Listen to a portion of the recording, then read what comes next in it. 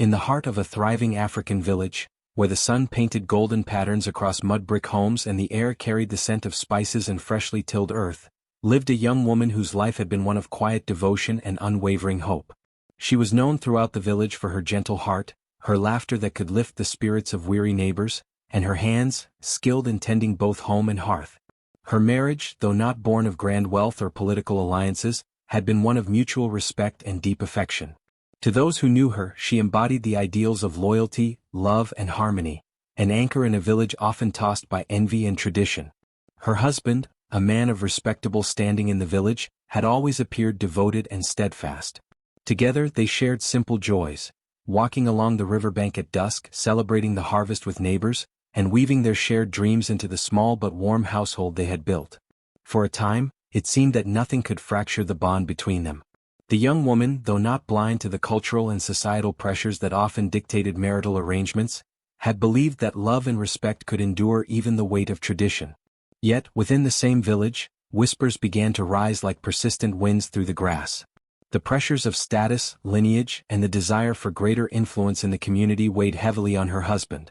Elders and relatives, steeped in the customs of polygamy and strategic alliances, spoke of the need for him to take another wife, someone younger, wealthier, or better connected. These discussions were cloaked in polite counsel, framed as necessary for the prosperity and honor of the household. The young woman, once confident in her marriage, felt a chill in her chest as these conversations reached her ears. One day the inevitable decision came. Her husband, torn between duty, pressure, and desire, announced that he would take another wife. The words fell like stones in her heart. The bond she had nurtured, the shared vows of partnership and love, seemed suddenly fragile and exposed. She felt a surge of disbelief and grief, a bitter cocktail of sorrow and confusion. How could the man she had trusted so completely allow tradition, ambition, or desire to overshadow the devotion they had shared? The village itself seemed to shift in response to this revelation. Neighbors watched silently, some offering condolences, others casting curious or judgmental glances, but no one intervened to halt the growing rift. In the privacy of her home, she grappled with a torrent of emotions. Heartbreak mingled with a quiet anger that simmered beneath her sorrow. She questioned not only her husband's choices but the values and pressures that had allowed this betrayal to occur. Even as despair threatened to overwhelm her, a subtle tension began to build, a spark of awareness that the injustice done to her might awaken a power within, a resilience that would not bow to humiliation or disregard. She understood even then that the story of her betrayal was only beginning, and that the action she might take in response would not be ordinary, for the heart that suffers deeply also has the capacity to transform pain into force. Thus, the stage was set, a prosperous village, a devoted yet betrayed wife, and the simmering tension of a bond broken by cultural expectation and personal desire. Within the young woman, grief and determination intertwined, planting the seeds of actions that would one day shock the entire community, altering the lives of those who had underestimated the quiet strength born of love and betrayal. The day arrived with a strange stillness in the village, as if the winds themselves hesitated before carrying the news. The other wife was coming, her arrival announced not by whispers alone but by the glittering presence she brought with her. She was young, radiant, and impeccably adorned in silks and beads that caught the sunlight and refracted it across the village square. Every step she took seemed rehearsed to command attention, every glance calculated to impress. Her beauty was undeniable, her smile practiced yet alluring, and the wealth she carried, jewelry, fine fabrics and servants, made clear that she was not merely a companion for the husband but a statement of influence and status. The villagers gathered in hushed anticipation, sensing the tension that hung like a storm cloud above the households. For the first wife, the moment was unbearable. She had imagined betrayals, whispers, and doubts, but nothing could have prepared her heart for the living embodiment of her loss. As the new wife approached, escorted by attendants who carried her gifts and luxuries, the first wife's chest tightened with a mix of grief, shock, and a quiet fury. Her eyes traced the unfamiliar figure, noting the effortless sway of her posture, the meticulous perfection of her appearance, and the subtle arrogance that radiated from her every movement. She could feel the gaze of villagers, curious and judgmental, assessing her reaction and her composure. The first wife's mind raced with questions. How would the husband act? Would he falter in his loyalty, or would he succumb to the allure of wealth and status? Could she, who had given her love entirely, remain unnoticed in the shadow of such brilliance? The villagers too were caught in the tension. Some marveled at the beauty and elegance of the newcomer, whispering among themselves about the power and advantage she now wielded. Others cast furtive glances toward the first wife, sensing the injustice yet unsure whether to speak or intervene. Their faces revealed envy, judgment, and the struggle to maintain appearances of neutrality. Mothers clutched their children, elders shook their heads quietly, and the market women muttered beneath the shade of mango trees. Even the children, innocent yet perceptive, whispered about the contrast between the two women, the one radiating lived love and loyalty, and the other commanding the attention of all with her newly acquired prestige. Amid the spectacle, the first wife felt the presence of something unseen yet undeniable. She sensed the watchful eyes of ancestors, spirits who had always protected and observed her. Their silent energy surrounded her like a shield, offering strength as she struggled to contain her turmoil. Her grief began to mingle with a subtle awareness, a stirring within that told her she was not powerless. Though her heart ached with betrayal, there was a quiet resilience growing beneath the surface, a recognition that her story was not yet finished and that the balance of justice might still shift in her favor. As the new wife settled into the household, claiming the spaces and privileges that had once been hers, the village continued to murmur. Whispers of envy, admiration, and moral judgment wove through the streets and marketplaces, mixing with the palpable tension of a household divided. It was a moment of display, of social calculation, and yet also a crucible in which the first wife's sorrow and quiet strength would begin to forge into something far more formidable than anyone, herself included, could yet imagine. In that delicate, emotionally charged moment, the first wife realized that the arrival of another did not diminish her worth, nor the fire that quietly began to glow within her. The eyes of the villagers, the scrutiny of her husband, and the silent counsel of her ancestors all converged to mark a turning point.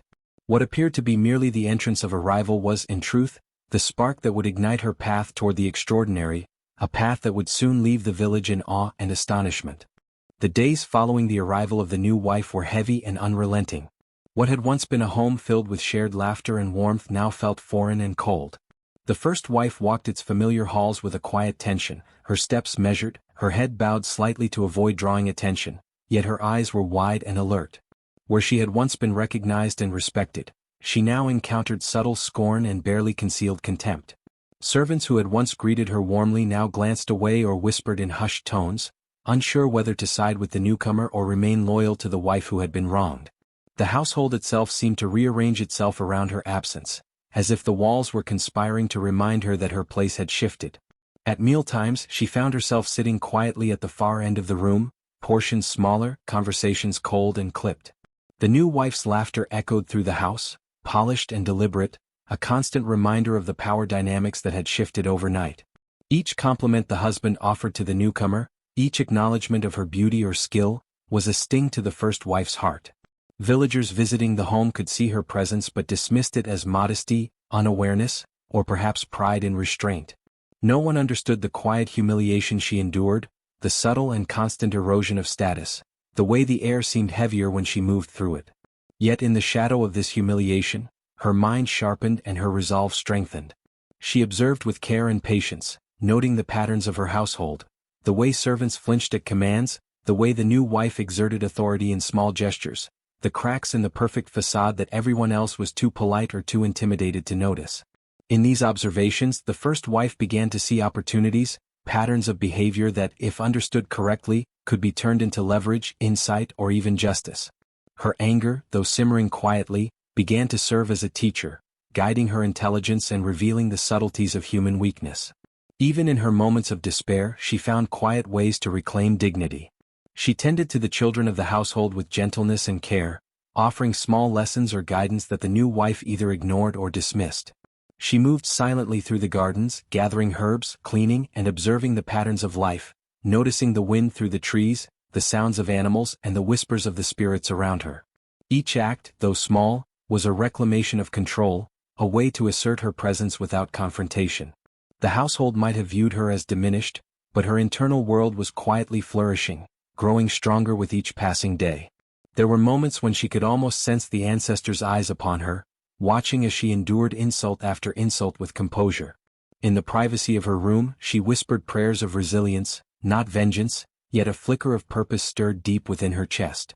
The new wife, confident and commanding, could not see the growing power that was taking shape in quiet defiance, nor could the husband recognize that the woman he assumed defeated was quietly learning, planning, and observing with a clarity that only suffering can forge. The first wife's humiliation became a crucible, sharpening her patience and honing her understanding of those around her. Each slight, each whispered insult, each display of arrogance from the new wife was absorbed and transformed into knowledge. She learned who could be influenced, who could be trusted, and which weaknesses in her household could be exploited when the time came. Her anger, far from consuming her, became a steady fire, feeding intelligence, focus, and determination. She realized that true power was not always loud or visible. Often it was quiet, patient, and measured, growing invisibly until the moment of reckoning arrived. In this period of degradation and scorn, the first wife began to see her future more clearly. The humiliation she endured did not break her, it refined her. Every insult, every exclusion, every whisper of derision was noted and stored, weaving together the threads of knowledge, patience, and inner strength. Though the household might have perceived her as passive, the quiet resilience she cultivated was transforming her into something far greater than her tormentors could imagine. By the end of these long days, she was no longer merely a wife overshadowed by another. She was a woman gathering power in the silence, preparing for the moment when she would reclaim her life and astonish all who had doubted her. In the quiet of the household, the first wife began to explore the power she had silently nurtured. Her initial acts were subtle, almost imperceptible, but each one carried the weight of careful calculation.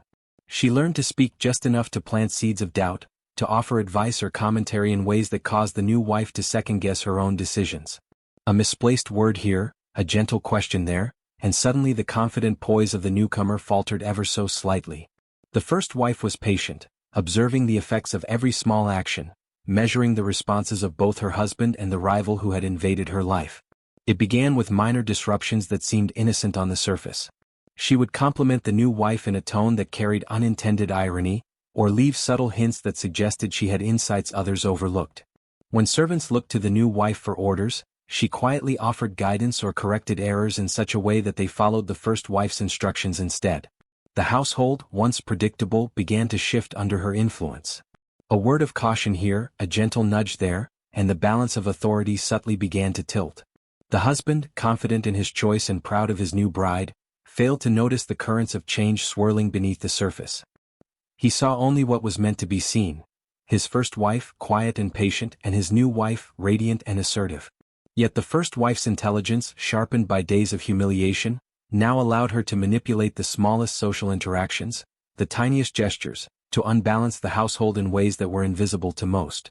Each calculated smile, each carefully phrased remark, subtly undermined the arrogance of the new wife, making her question her dominance and forcing her to overcompensate. Even as she enacted these strategies, the first wife maintained the appearance of compliance. No one could accuse her of overt defiance.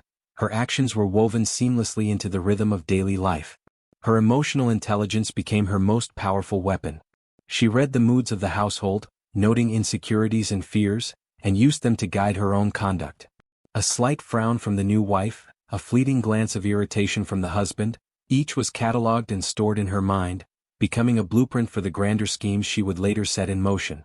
The villagers, visiting occasionally or gossiping from the marketplace, sensed a subtle shift but could not place it. They noted the slight tension between the two wives, the small cracks in the household that seemed to grow wider over time, and whispered among themselves about the unpredictable nature of domestic life.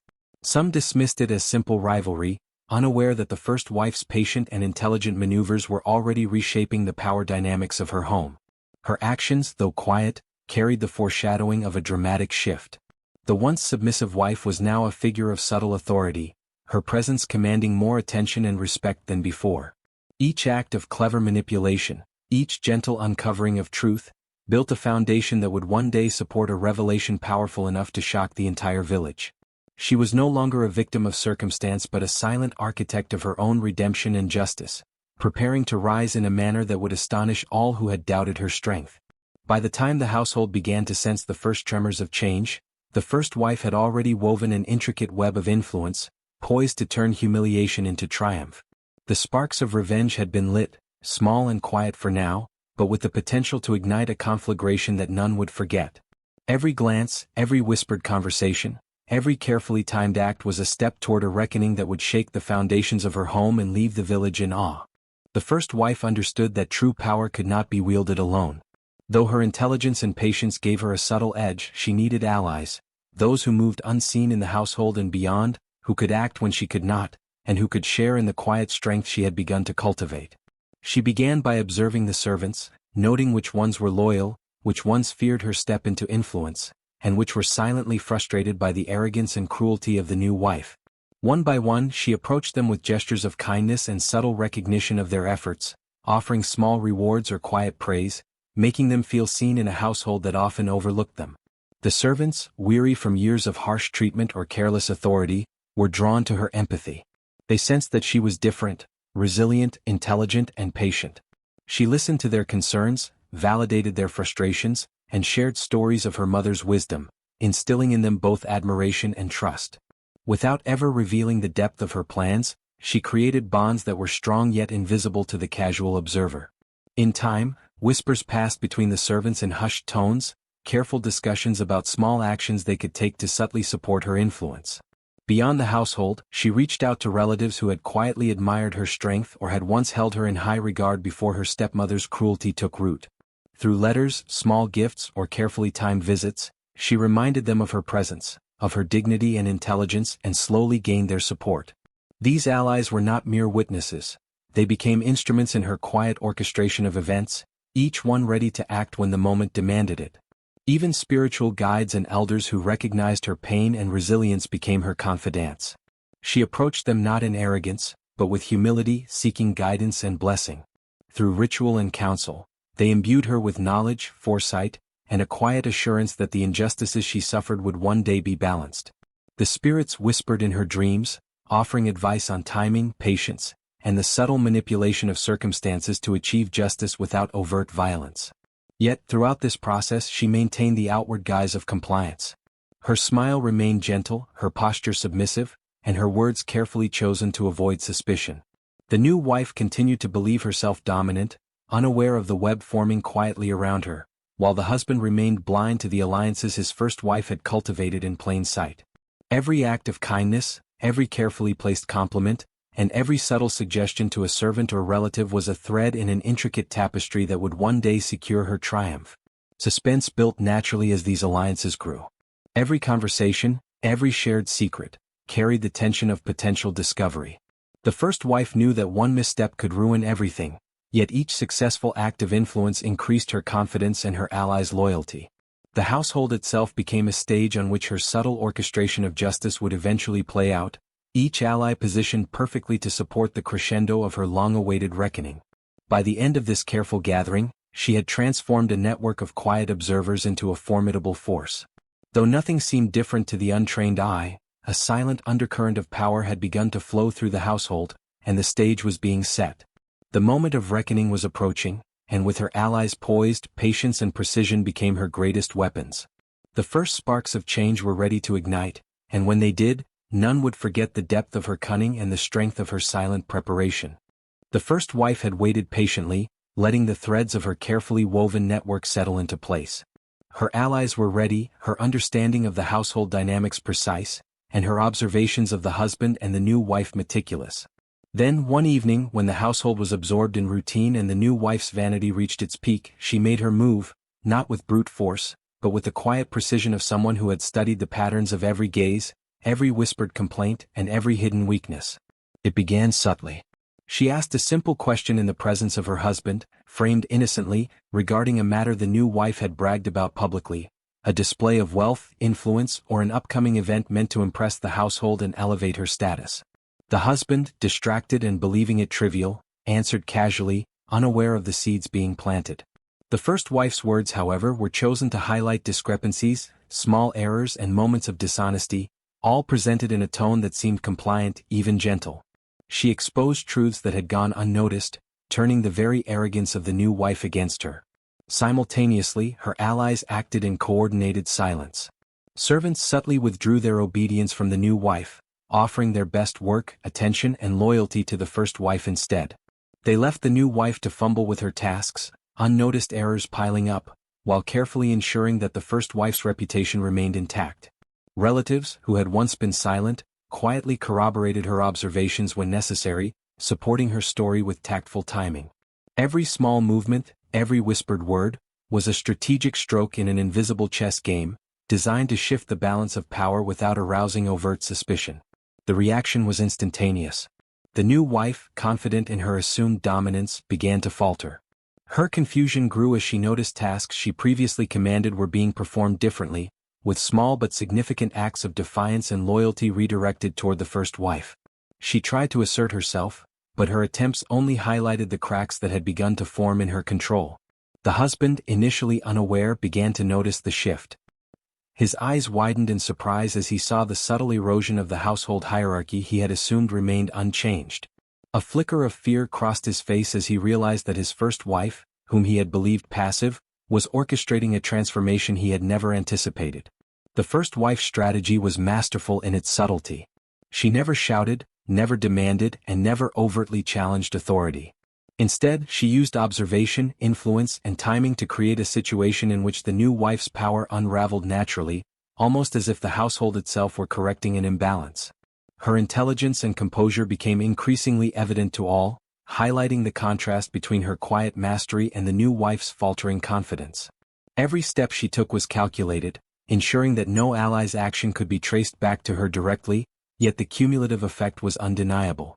By the end of the evening, the shift was complete. The new wife's once commanding presence was diminished, replaced by subtle hesitation and fear. The husband, witnessing the competence and control of his first wife, began to view her in a new light, no longer merely a compliant partner but a figure of authority and insight. Whispers of admiration and uncertainty spread through the household, and even the servants who had once feared the new wife now looked toward the first wife with quiet respect, ready to support her in further endeavors. In that decisive moment, the first wife had changed the balance of power without confrontation. Her cleverness and patience had turned subtlety into authority, strategy into influence, and preparation into decisive action. Shock and fear radiated from those who had underestimated her, while admiration and loyalty flowed toward her. The household had shifted, but the true extent of her plan was only beginning to unfold. The groundwork she had meticulously laid was now bearing fruit, and the first sparks of her ultimate triumph had ignited. The village, usually a place of quiet routines and predictable chatter, began to stir with subtle murmurs as the first wife's influence quietly reshaped the household. At first, the changes were almost imperceptible. Servants whispering among themselves, slight delays in the new wife's commands, and unexpected small favors performed in secret for the first wife. Yet the keen eyes of neighbors and relatives, ever alert to the rhythms of prominent households, noticed something unusual. Conversations at the market stalls shifted from mundane complaints about weather or crops to hushed speculations about what was unfolding in the household. Women who came to sell produce or exchange goods noticed that the first wife moved with a calm authority previously unseen. There was a quiet confidence in her steps, a measured grace in her gestures, and an unmistakable sharpness in her speech that set her apart.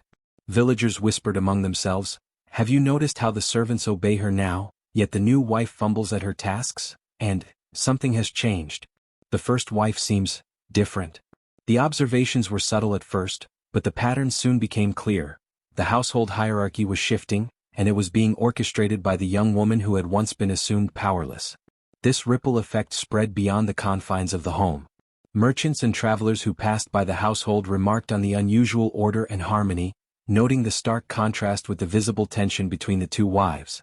Elders who traditionally refrained from judging family matters began to nod knowingly, whispering that patience, intelligence, and virtue were slowly revealing themselves in unexpected ways. The story of the household began to circulate throughout the village, growing into a narrative of quiet cunning and resilience. Gossip, as it often does, carried layers of fear and admiration. People speculated about how the first wife had achieved such influence so subtly, without apparent force or confrontation. Mothers told their children to watch carefully, noting that cleverness and strategy could be more powerful than brute authority. Young men and women alike began to discuss the elegance of her approach, recognizing in her actions a form of wisdom that transcended the ordinary. Even those who had previously mocked her now held their tongues, wary of misjudging someone who clearly possessed hidden depths. At communal gatherings, the market, the river, or the weekly council, village members exchanged stories of the first wife's quiet victories. Servants from other households noticed similar patterns, and the narrative of her intelligence began to set a new standard for respect and influence. Each act of subtle manipulation, each quietly orchestrated correction, became a lesson whispered across doorways and around cooking fires. The village, as a collective observer, began to internalize the power of patience, cunning, and moral authority, even as they feared the repercussions of misjudgment. By the end of several weeks, the household shift had become impossible to ignore. Villagers no longer merely speculated. They recognized that the first wife was the unseen force guiding events, the strategist whose influence reshaped the home without confrontation. The village's social tension had not erupted into chaos, but rather into admiration mingled with apprehension. The ripples of her plan spread into every corner of communal life, transforming perceptions, reshaping respect, and planting seeds of caution among those who might underestimate the quiet and observant. The first wife's careful orchestration was not merely a private victory. It became a public lesson, etched into the social memory of the village. Observers learned to recognize the subtle art of influence, the power of patience, and the inevitability of justice administered through wisdom and foresight. Villagers spoke of her not only as a clever wife but as a figure whose presence could quietly command respect and reshape reality, teaching that intelligence and perseverance could triumph where brute force or arrogance failed. The day that would be remembered across the village dawned with a tense calm, a quiet anticipation hanging in the air that only those attuned to subtle shifts could sense. The first wife, who had endured humiliation and the intrusion of another into her home, had spent months weaving her plan, not with haste or brashness but with patience, observation, and precision. Every act of her subversive influence had been calculated. Small gestures, whispered words to servants, subtle realignments of household routines, and careful cultivation of the villagers' perceptions. Yet none could predict the magnitude of the revelation that was about to unfold. It began in the courtyard of her home, where preparations for a customary feast were underway. The new wife moved confidently, assuming she would dominate the proceedings, her beauty and status still cloaked in the arrogance of novelty. The husband, proud of his apparent success in marrying a second woman, observed with satisfaction, oblivious to the currents swirling around him.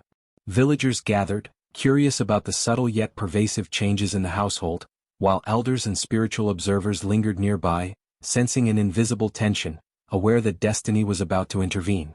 The first wife entered the courtyard with quiet grace, her steps measured, her eyes calm yet sharp, conveying authority without the need for proclamation. All attention turned toward her, not with suspicion but with an uneasy reverence. She held in her hand a small, intricately woven basket, ordinary to an untrained eye, yet filled with carefully chosen symbols of power, wisdom, and ancestral guidance.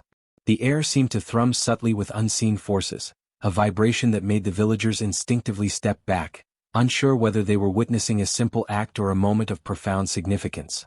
With deliberate poise, she began to reveal the carefully orchestrated evidence of her husband's folly and the new wife's arrogance.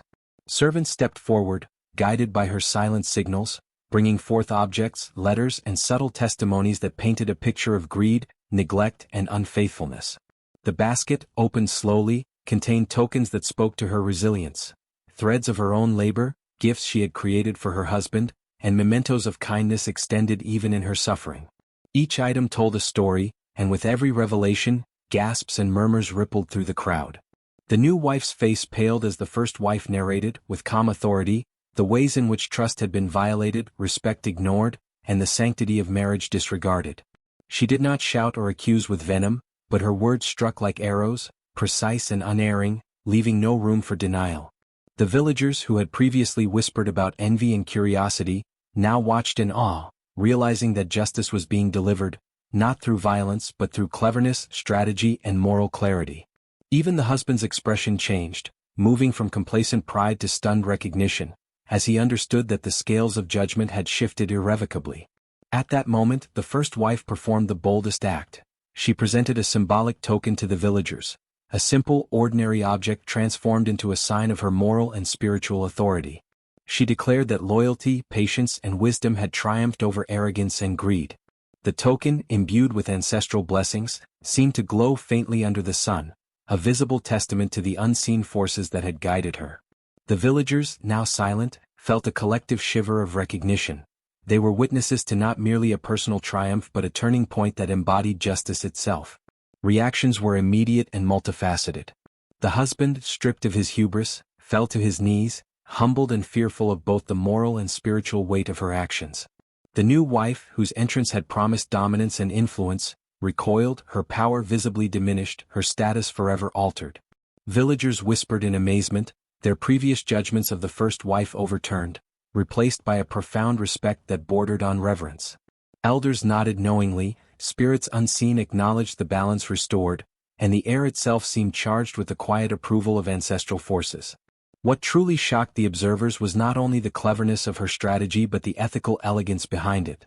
The first wife had exacted justice without cruelty, humiliation without violence, and empowerment without corruption. Her actions demonstrated that intelligence, patience, and moral courage could overturn even the most entrenched systems of inequality and oppression. The village, which had once whispered of scandal and envy, now spoke in awe and admiration, understanding that this was a moment that would define generations. In the days that followed, the tale of the climactic revelation spread throughout the village. Parents recounted it to their children as a story of moral clarity and empowerment. Servants and villagers alike shared how subtle strategy and inner strength could influence outcomes in ways no brute force could. The household itself underwent a transformation. Respect and fairness replaced arrogance and cruelty, and the first wife's quiet authority became the guiding force of daily life. Thus, the climactic revelation served as a turning point not only in the household but in the social and spiritual memory of the village. It was a moment where cleverness, patience, and justice intersected to produce an outcome that shocked all, yet felt profoundly inevitable to those attuned to the subtle currents of destiny. The first wife, once humiliated and overlooked, now stood as the embodiment of wisdom, moral clarity, and the household, once a stage for humiliation, envy, and disruption, had transformed into a space governed by order, respect, and the subtle authority of the first wife. The dramatic revelation had left indelible marks on every member of the household, from the husband to the new wife, servants, and visiting villagers.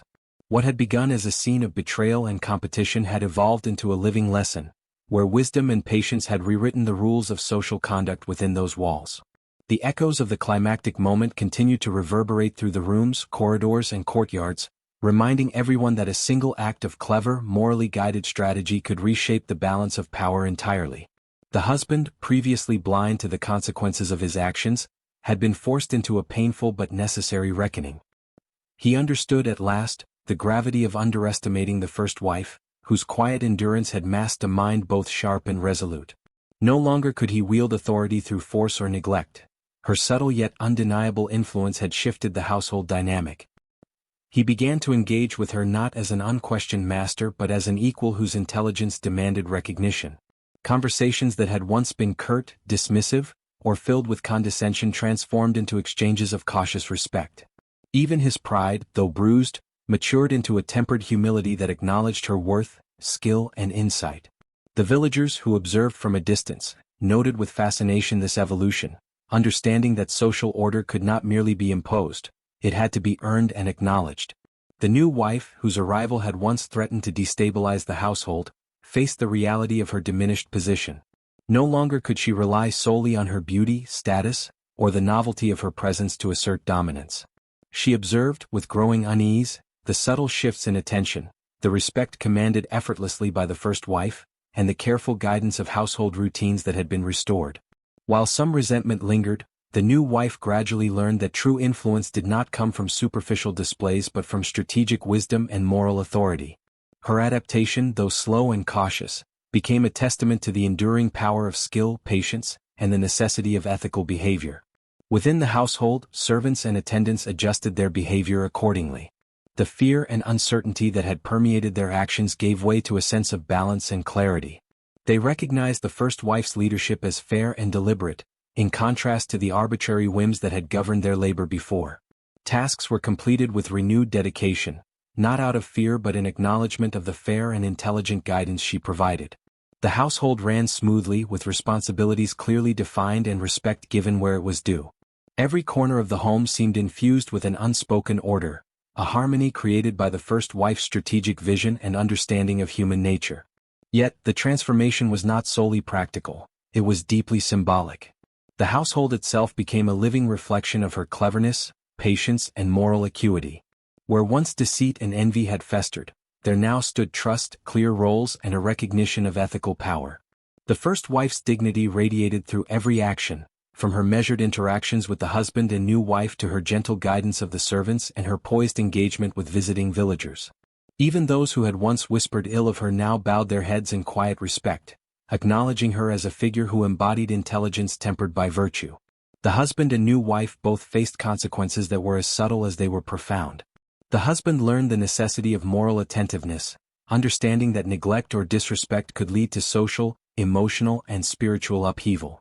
The new wife, witnessing the elevation of the first wife, absorbed lessons in humility and strategy, realizing that influence built on superficial traits was fragile compared to influence grounded in wisdom and ethical insight.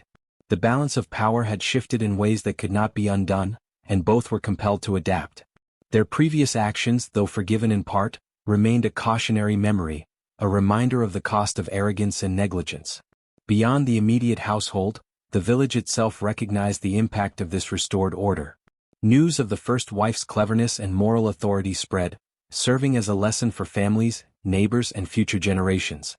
The household had become a model of justice, patience, and strategic thinking, demonstrating that social order relied on recognition of merit, ethical action, and thoughtful engagement. Villagers spoke of her quietly, their conversations tinged with admiration, respect, and a hint of awe. Her influence extended beyond the walls of her home, shaping perceptions, behaviors, and expectations across the community. Throughout it all, the first wife maintained her composure and dignity. Her triumph was not loud or boastful but quiet, commanding, and undeniable. She moved through her home with the confidence of one who had endured injustice, observed meticulously, and acted with precision. Her cleverness was evident in every decision, every glance, and every carefully orchestrated interaction. Yet, it was balanced by a sense of fairness and patience, ensuring that her authority was not oppressive but guiding, a reflection of the lessons learned through hardship and strategic action. The resolution of the household was thus both practical and symbolic. Order restored, respect earned, and influence exercised with wisdom. The husband's humility, the new wife's cautious adaptation, and the servant's acknowledgement of her authority all testified to the first wife's skill in balancing power with ethical guidance. The home became a living testament to patience, strategy, and moral fortitude, a microcosm of justice that reverberated throughout the village. Her dignity, cleverness, and quiet power had rewritten the rules of the household, creating a lasting legacy that would be remembered, honored, and emulated for generations to come. The tale of the first wife, who rose with cleverness, patience, and quiet authority, became a living lesson for the entire village. It was recounted around fires, in marketplaces, and during communal gatherings, each retelling emphasizing the subtle power of intelligence guided by morality. Villagers spoke of her not as a myth, but as a concrete example of how endurance, wisdom, and strategic action could reshape even the most oppressive circumstances. Her story underscored that resilience alone was not enough. It was the combination of patience, careful observation, and ethical cleverness that allowed her to reclaim her dignity and assert rightful authority. From the children to the elders, the narrative was absorbed and internalized. Young girls learned that even in situations where they were undervalued, ignored, or humiliated, they could harness their intelligence, grace, and moral insight to effect change. Boys were taught to recognize and respect the quiet strength of women, understanding that leadership and wisdom were not bound by gender but by character. In schools, during lessons in ethics or village assemblies, the story was often cited as a reminder that cruelty, arrogance, or superficial judgments carried consequences, while patience and cleverness guided by justice led to lasting influence. The villagers also recognized practical lessons in strategy and social navigation. The first wife's careful observation of her household, understanding of the dynamics between her husband, the new wife, and the servants, demonstrated the importance of timing, discernment, and subtlety in all interactions. She did not rely on force or aggression. Her authority was asserted through intelligence and moral correctness. The village elders used her example to advise families on resolving disputes, emphasizing that thoughtful action, rather than impulsive reaction, was the pathway to maintaining social harmony and ethical conduct. Moreover, her story highlighted the necessity of justice tempered with mercy. She confronted wrongdoing firmly, yet she spared the innocent and those who acted with integrity or neutrality. This balance impressed upon the community the importance of discernment when addressing transgressions. It taught that vengeance or recklessness could destroy relationships and social cohesion, but measured justice, applied wisely, restored order, earned respect, and prevented further harm. Children and adults alike learned to consider the consequences of their actions, understanding that moral lapses, even small ones, could ripple outward with unforeseen effects. The tale also instilled a sense of hope. It reassured those who faced oppression, jealousy, or marginalization that situations could be transformed without resorting to malice or force. The first wife's patience, her strategic alliances, and the ultimate triumph of her intelligence illustrated that oppressive circumstances were not permanent and that courage combined with careful planning could overturn even the most entrenched injustices. Villagers reflected on their own behavior, recognizing the value of empathy, vigilance, and personal integrity. Spiritually, the story became intertwined with the village's beliefs and practices. Parents and elders reminded children that the universe, the ancestors, and the moral fabric of the world observed human actions. Cleverness and patience were seen as virtues aligned with the guidance of ancestors, and ethical action was rewarded, while cruelty, envy, and neglect of duty brought inevitable consequences. Festivals, oral recitations, and communal teachings began incorporating lessons from her life, ensuring that her influence persisted across generations. Ultimately, the moral of her story was clear and unforgettable. It championed the strength of women, the power of patient and clever strategy, and the importance of justice rooted in fairness and discernment. Her triumph was not just a personal victory, it became a blueprint for ethical living, social harmony, and the recognition of intelligence and resilience in all. Through every retelling, the first wife's story shaped behavior, guided moral decisions, and inspired the village to value patience, cunning, and justice above cruelty and arrogance. The villagers never forgot her, for her actions, wisdom, and dignity continued to echo in their hearts, ensuring that future generations understood the enduring lessons she embodied. The story of the first wife, who reclaimed her dignity and authority through patience, cleverness, and moral insight, quickly became woven into the very fabric of village life. Elders recounted her tale around evening fires, in hushed tones that carried both awe and caution. Every family added their own embellishments, making the story vivid and memorable, ensuring that each listener absorbed the lessons she embodied.